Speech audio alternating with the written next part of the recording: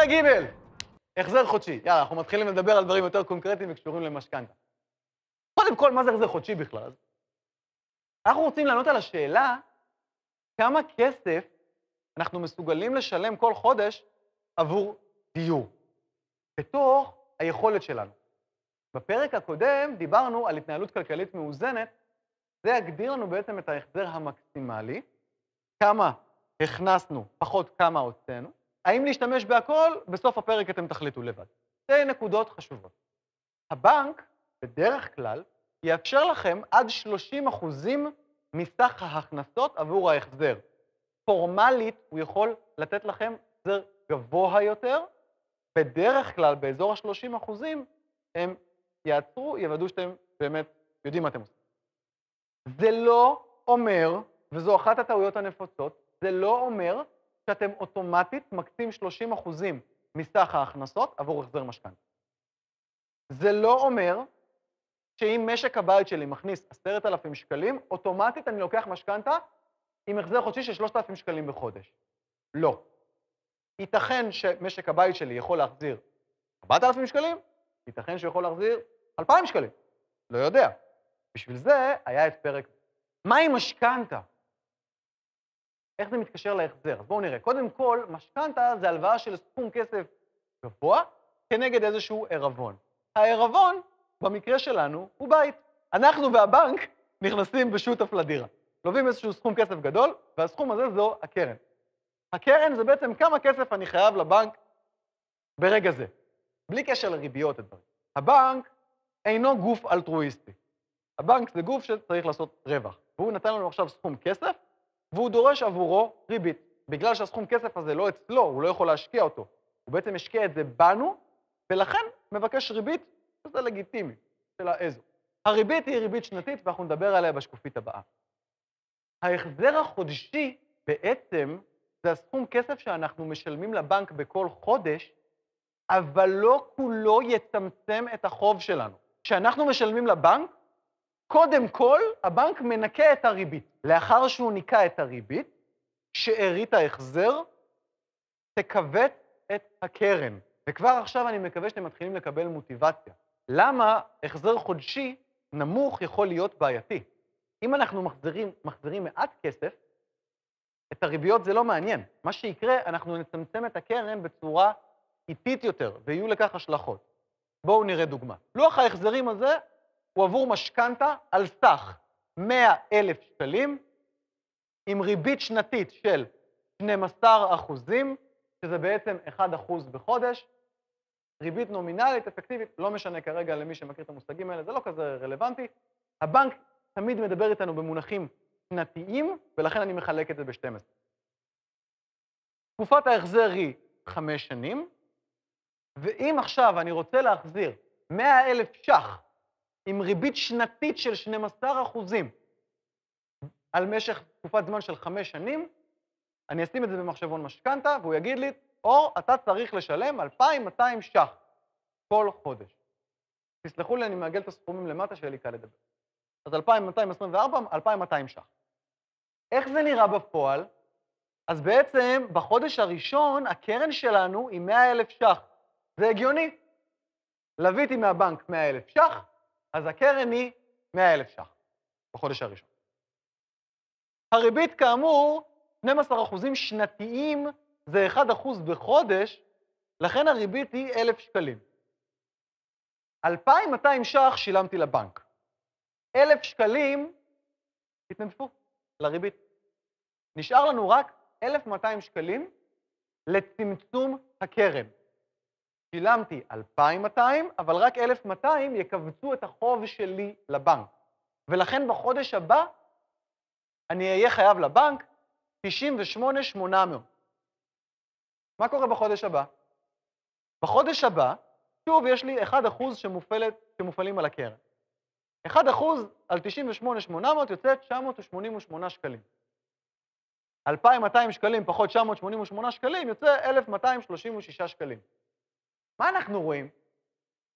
ככל שעובר הזמן, הריבית בכל חודש, זה אומנם אותם אחוזים, אבל הסכום האבסולוטי קטן. הקרן התכווצה, ולכן הריבית, הסכום שלה יותר קטן. ולכן אני אצמצם את הקרן בצורה יותר חזקה. החודשים יעברו ויעברו, אפשר לראות שבחודש השביעי הריבית היא רק 924 שקלים, ו1,300 שקלים הולכים לצמצום הקרן. זו הדוגמה הראשונה. אם מישהו מציע לכם ריבית של 12%, לא לקחת את זה, בסדר? עשיתי את זה רק למטרות דיבור. בואו נראה מה קורה אם הייתי מקצר את תקופת הזמן. מ5 שנים הורדתי את תקופת הזמן ל3 שנים. עכשיו, על מנת להחזיר את אותו סכום כסף עם אותן ריביות, עם אותה ריבית לצורך העניין, אני צריך לשלם לבנק בכל חודש 3,300 שקלים. זה הגיוני. אני מנסה להחזיר את אותו סכום בפחות זמן. אבל מה קורה?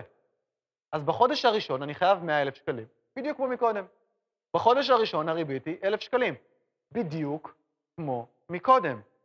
לריבית לא אכפת שהעליתי את ההחזר החודשי, זה לא מעניין אותה. הריבית מופעלת על הקרן.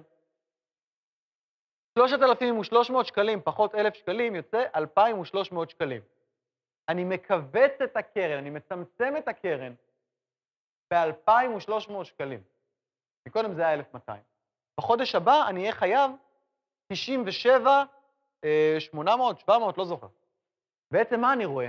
אני רואה שאני מצמצם את הקרן שלי בצורה יותר אגרסיבית, בצורה יותר מהירה. וסך תשלומי הריביות מתכווץ מאוד. ההחזר החודשי עלה ב-50%, מ-2,200 ל-3,300, אך זמן ההתחייבות קטן ב-40%, 5 שנים ל3 שנים, וסך תשלומי הריביות הצטמצמו ב-40%. בגלל שאני משלם יותר כסף כל חודש בפחות זמן, סך תשלומי הריביות מצטמצמים באופן משמעותי. אבל זה לא כל הסיפור. למה לא? כי כאשר אני מקטין את תקופת הזמן, אני הולך לקבל מהבנק ריביות טובות יותר. בדוגמה הזאת, אם אנחנו שומרים על יחסים כמו שיש בשוק, אז בגדול, הריבית השנתית אמורה להיות בגדול 8%. שזה אומר שההחזר אמור להיות 3,100, ולכן ההחזר החודשי עלה ב-40%, מ-2,200 שקלים ל-3,100 שקלים, בגלל שהריבית קטנה, גם ההחזר קטן, זמן ההתחייבות קטן ב-40%, אך סך תשלומי הריביות הצטמצמו ב-60%. קיצור תקופת הזמן השליך מאוד על סך תשלומי הריביות לבנק. אם אנחנו לוקחים את כל זה ומנסים לדבר בכללי אצבע, אז ככל שמספר השנים קטן, הריביות משתפרות, אנחנו משלמים פחות כסף לבנק עבור ההלוואה, וההחזר החודשי גדל. אבל זו הסיבה שהתחלתי בדיבור על ההחזר החודשי האופטימלי, שהוא בעיניי, לרוב משקי הבית, לא לכל, לרוב משקי הבית, ההחזר החודשי המקסימלי שתואם את רמת המחיה שלנו. כי כשאנחנו מחזירים פחות מיכולת ההחזר, יש לכך השלכות. עכשיו אני אסייג טיפה את הדברים ויאמר, יש אנשים שלא רוצים להשתמש בכל יכולת ההחזר. אולי חלקנו מעדיפים לשלם פחות לבנק, וחלק מהסכום, אני לא יודע מה, לחסוך, להשקיע, לעשות whatever. זה לא מעניין. תעשו מה שאתם רואים לנכון, אבל אתם חייבים לעצמכם לשאול את השאלה, האם הדברים האחרים שאני עושים עם הכסף שווים את ההפרש בתשלומי הריבית לבנק?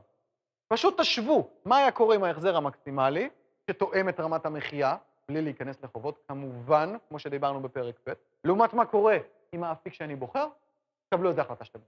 אבל חשוב לבדוק את זה. המון אנשים, המון, הולכים ולוקחים משכנתה, ומשתמשים פשוט בשכר דירה שלהם, בתור איזשהו בסיס. היו הרבה אנשים שבאו אליי ואמרו, תשמע, אני עכשיו לוקח משכנתה, עד היום שילמתי 3,000 שקלים שכר דירה, אז אני לוקח משכנתה עם החזר של 3,000 שקלים. זה הגיוני, אני רגיל לזה. אז לא. אתם אולי רגילים לזה, אבל זו לא הדרך. תבדקו מה יכולת ההחזר שלכם. ייתכן ש3,000 השקלים האלה כבר עכשיו גדולים עליכם, ובלי לשים לב, אתם מכניסים את עצמכם איזשהו בור כלכלי. ייתכן שיכולת ההחזר שלכם היא בכלל 5,000 שקלים. ועל זה שאתם משלמים פחות, במרוצת השנים תשלמו הרבה יותר. אבל תבדקו את זה. זו הפואנטה. שאלות.